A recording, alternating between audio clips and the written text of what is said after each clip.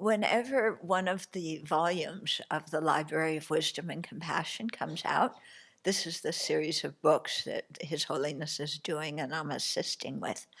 Um, Whenever a volume comes out, then I usually do two BBCs on it, one to introduce the book, and then the second to read some of the portions that I really like out of it. So this is volume 8, okay? It's called Realizing the Profound View. It came out December 20th, I think, so I'm a little bit late giving the BBC, but that's because I was traveling. Okay, so the cover is this astoundingly beautiful picture of Nagarjuna. Yeah, there's many pictures of Nagarjuna. There's one on our wall over there. This is the one that does it for me. It actually comes from His Holiness's collection of tankas. But I really like it because Nagarjuna is known for his analytical mind and for really refuting wrong conceptions and establishing the right view. And usually those guys, when all the panditas, when their tankas are around, they all look kind of Sah! And, they have this certain kind of tough look, and with their hat and star. And so it gives you, I always kind of look at them and I go, but wait a minute, half the path is compassion. So I get that they're teaching about emptiness with a motivation of compassion, but their body language doesn't, at least for me, connote compassion. So the thing I like about this picture of Nagarjuna is he's so compassionate sitting there. I mean, his hands are crossed, and his face is just, he isn't like, you have the wrong view. He's just completely peaceful and calm. And so that really appeals to me, yeah, that you can be both very stern and with a very clear analytical mind and, be very compassionate and gentle on the inside. So, of the hopefully 10 volumes of the Library of Wisdom and Compassion, 3 of them are going to be about the topic of emptiness and the two truths. So, volume 7, Searching for the Self, was the first of the 3 volumes from the series.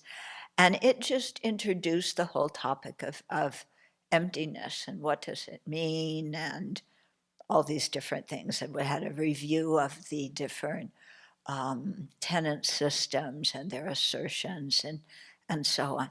And then this volume 8, Realizing the Profound View, is really getting into the juicy part, okay? I remember when I was studying Jason Kappa's Lamrim Chenmo, and the whole last about third of the book is on emptiness. And the first section of that book is just basically, I call it Introduction to Emptiness, but it's more than that. But what I was really hungry for, and everybody else in the class, is we wanted to hear the analyses and the refutations, how to refute inherent existence. And Tsongkhapa didn't go into that. He was talking about this, talking about that, and the other thing. I'm like, we want the refutations because that's the juicy part.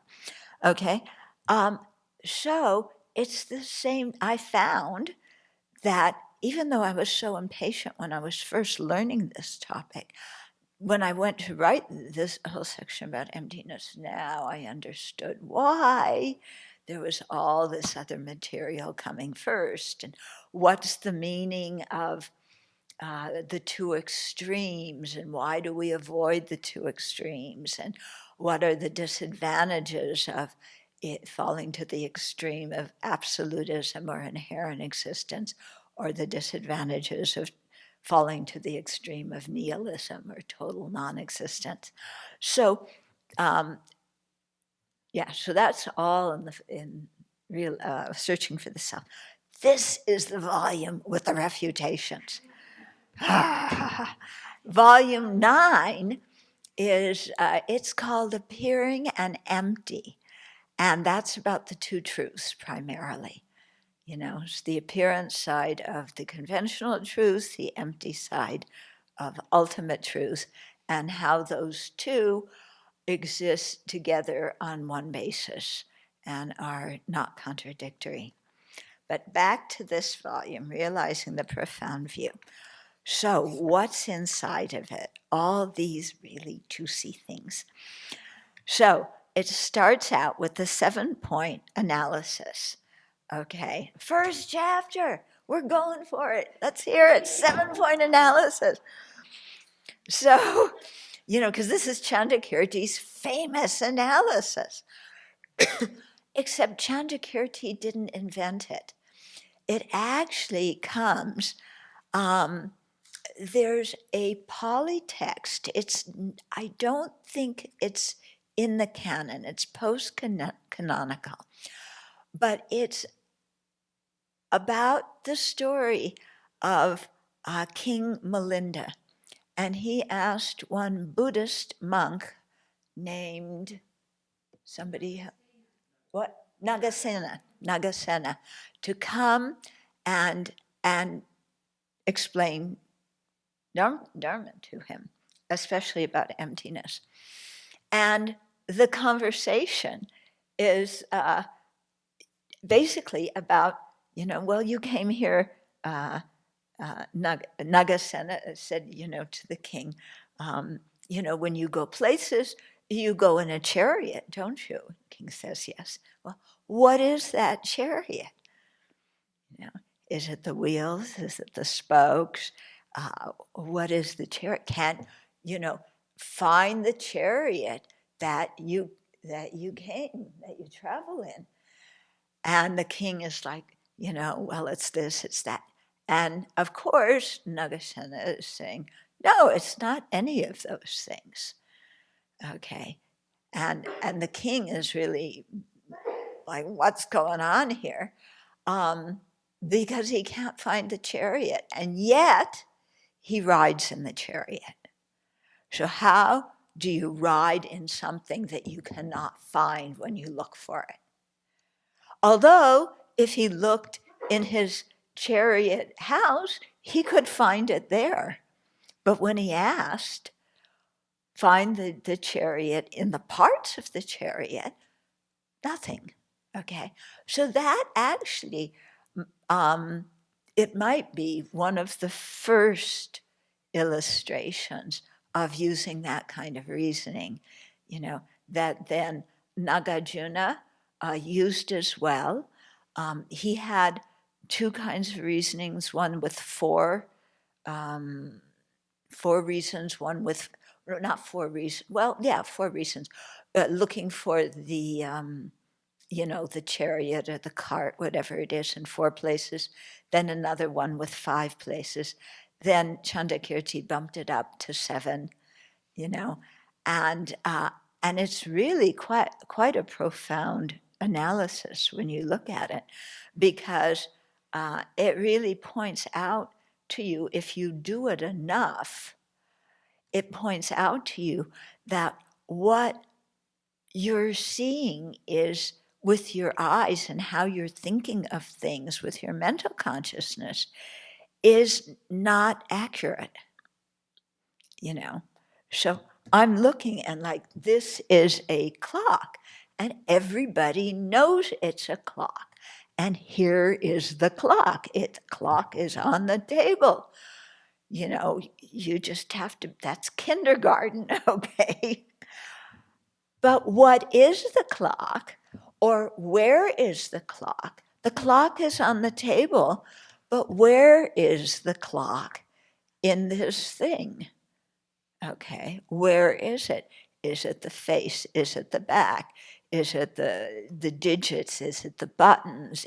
I'd have no idea what's inside of a clock, Yeah, that's another area that I have a mental block against, you know.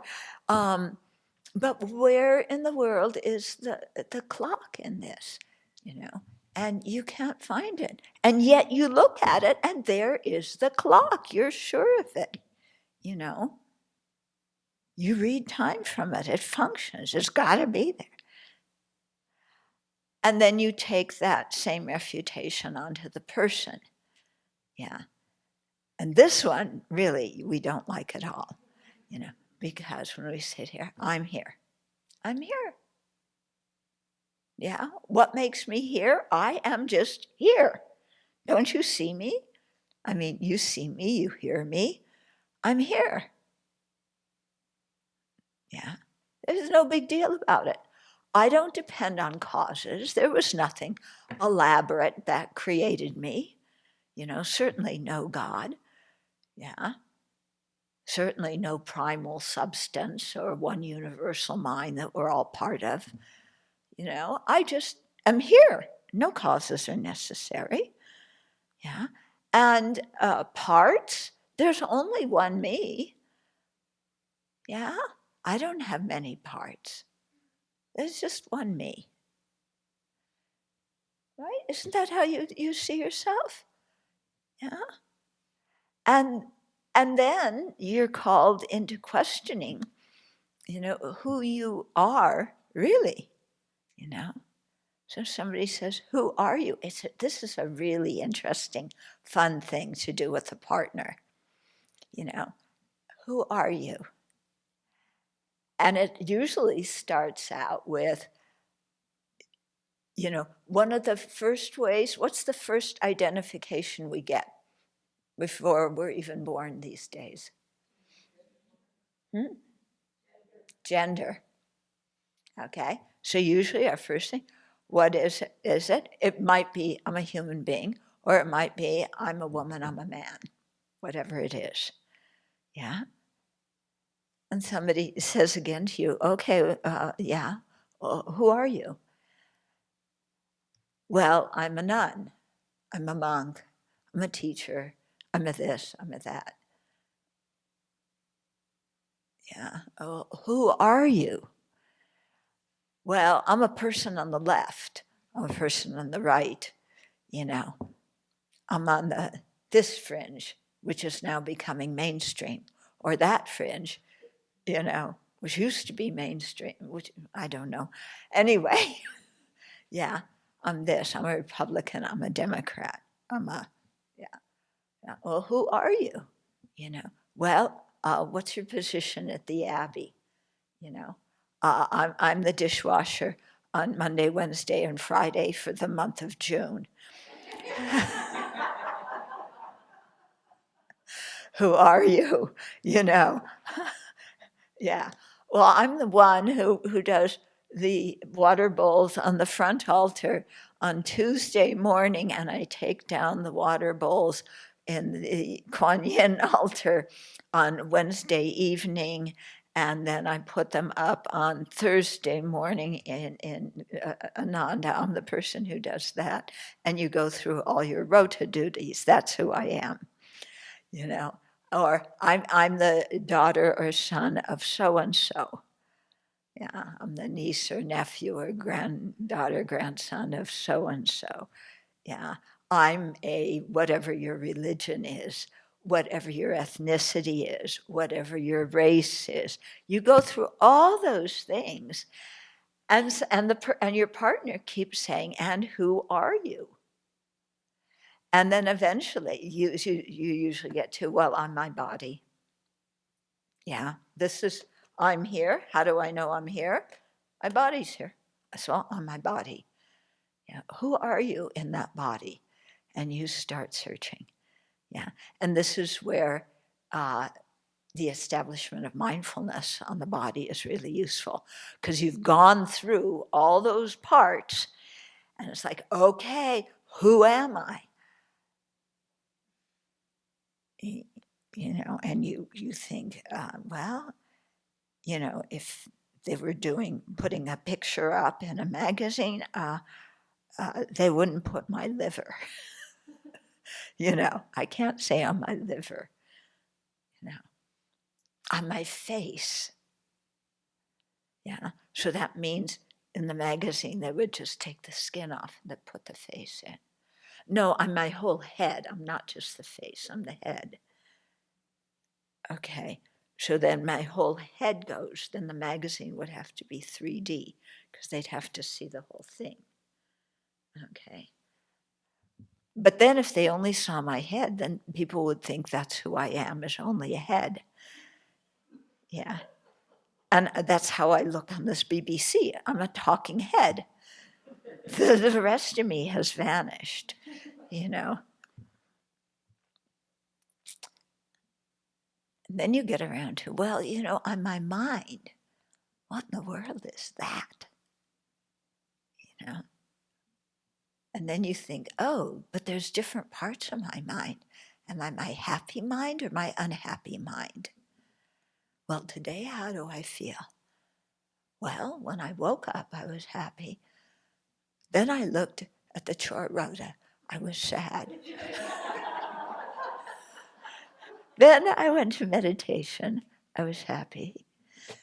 Then the meditation went too long. I was unhappy. Which mind am I, the happy one or the unhappy one? And there are a few neutrals in there, too. And, it's like, I'm not my mind. No, I've got to be my mind. But I couldn't find which mind I am. But look, I've got to be the mind, because without a mind, there's no me. Yeah, without a body, yeah, that we can handle. I can just be some floating spirit, except the spirit also has a body. Well, then I can be a spirit without a body. How does that work? Well, they have those in the formless realm. They aren't called spirits there, but they don't have any bodies. Okay. But I have a body. So, and you get really into that. And it's like, I really don't know, who I am or what I am. And, people say, okay, who's sitting here today? Who's listening to this? I'm asking you, who is the person listening to this? Yeah? Who's that person? Yeah. You say, I'm listening to it. Who? And you keep asking who? Who is listening? Is my ear listening?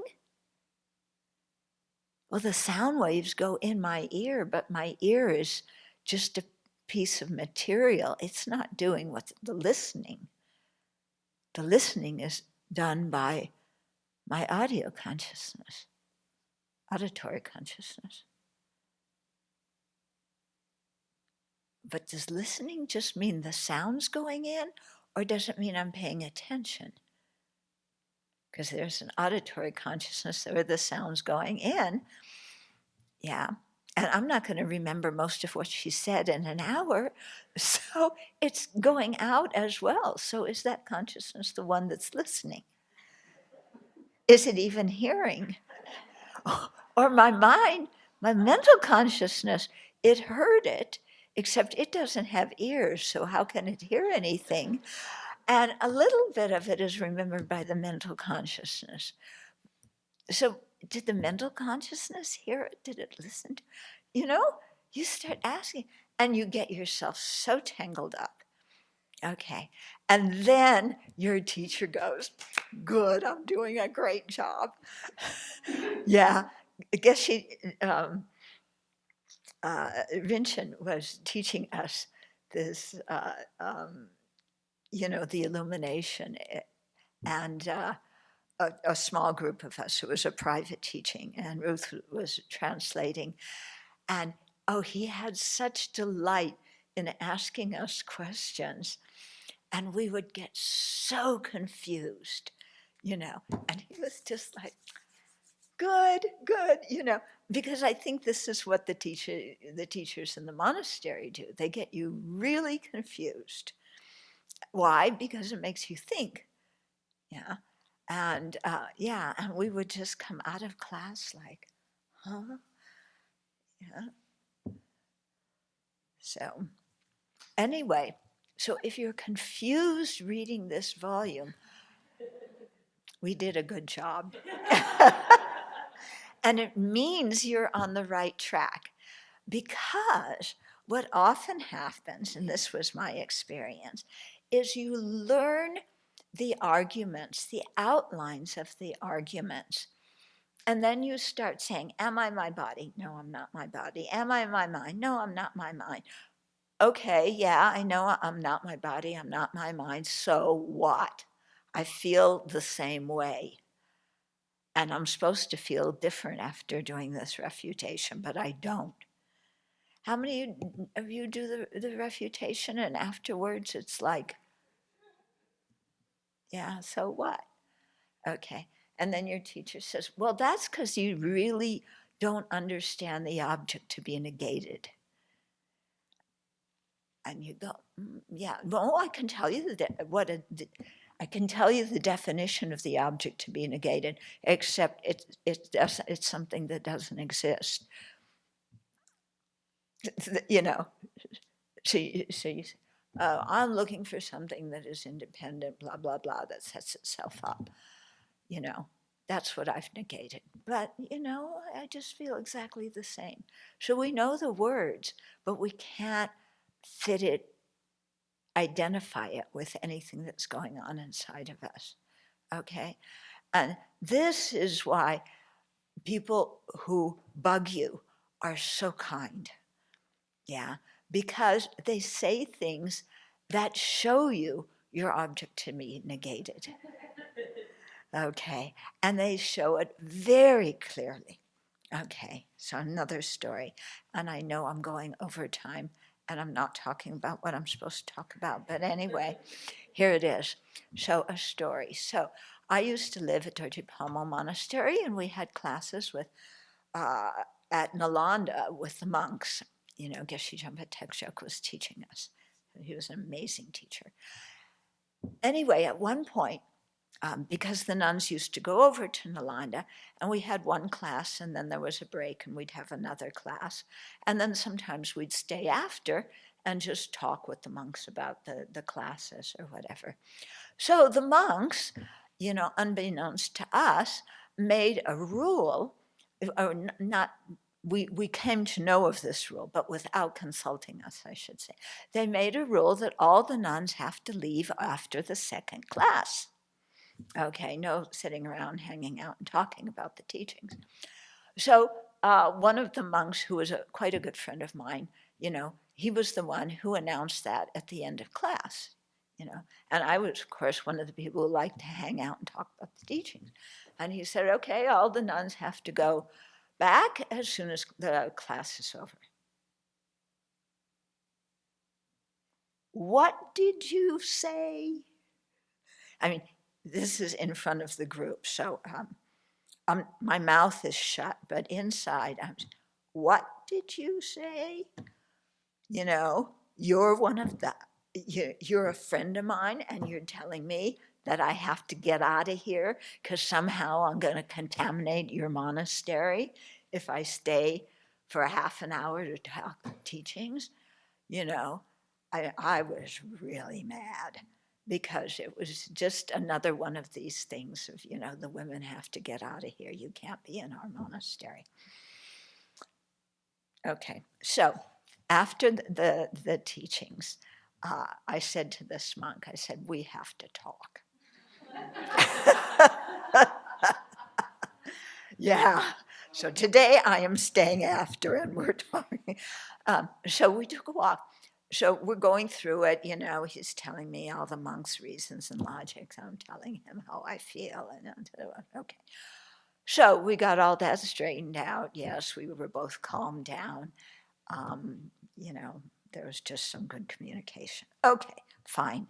And then he looks at me and he said, we both just missed looking at the object of negation. And he was 100% right, because I was ticked off. He was ticked off because he didn't expect any feedback, pushback from any of the nuns.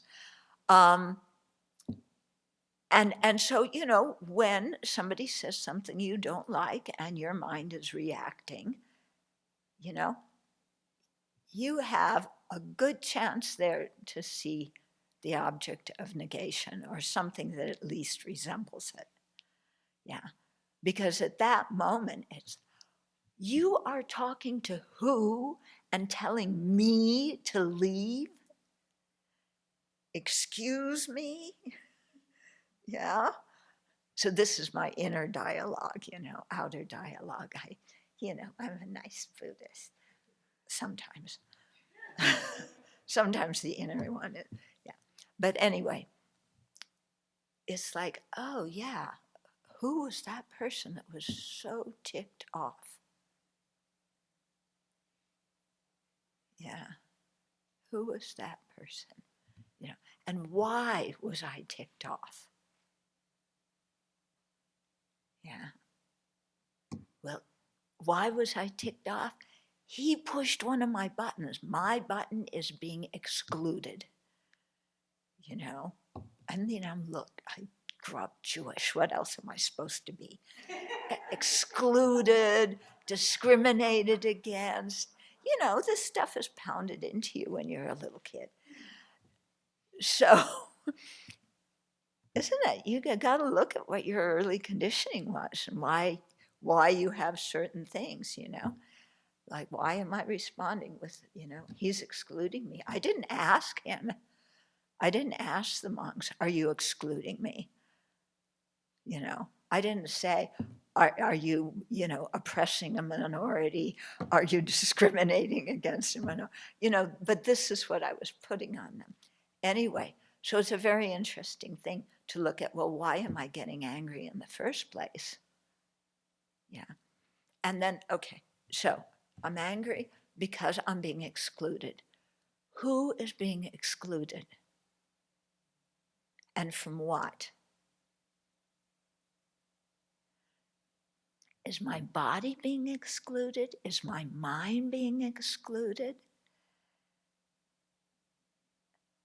You know, I don't think neither one of those was being excluded. You know, I mean, it was like, okay, you got to get out of here so your body can't be in here. But it, you know, if I said my body can't stay after, you know, after the teachings, my body can't stay after the teachings, I don't get mad about that. Yeah? My mind can't stay out after the teachings. What? I have a discombobulated mind that's out there that wants to talk, but I need the body, but I don't have the body. You know, not the mind either. Who is it that's being excluded? Me! And then you guys like, wait a minute, there's some me in there that is being excluded. Who is it? Yeah. And that's what this whole refutation is about, you know. And you have to just sit there, you know, who is being excluded? I think this is maybe what the Zennies do, you know. In terms of, yeah, you just sit there and say who. But anyway, when you have a real sense of, when you're mad about something, yeah, like who are they discriminating against? Okay, so that, then we go back to that refutation and we look at all of those things. And we aren't the body, we aren't the mind, but there's something there that I'm sure I am. And that's what's getting excluded. That's the object of negation. Yeah.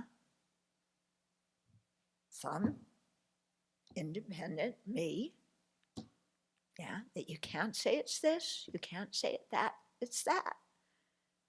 Yeah, because it's there, doesn't depend on anybody else, doesn't depend on anything else, and it is pissed right now. Okay? So anyway, so that's what this book goes into. So I'll introduce the book a little bit better or more. Well, maybe we'll do 2 more BBCs on this. Yeah. I must say that this volume of the 9 volumes that have the manuscripts have been done already, there's 2 that have been my favorite volumes. This is one of them, okay? And In Praise of Great Compassion was the other one. So those are my 2 favorites. Okay.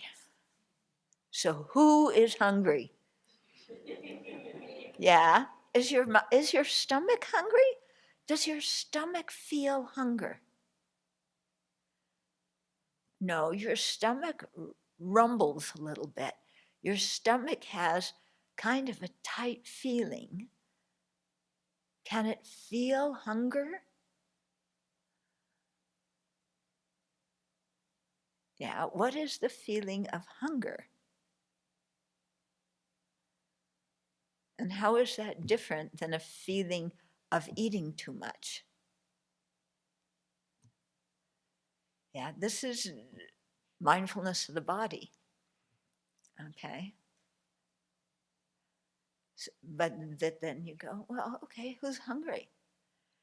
Actually, nobody's hungry right now. I'm eating out of habit.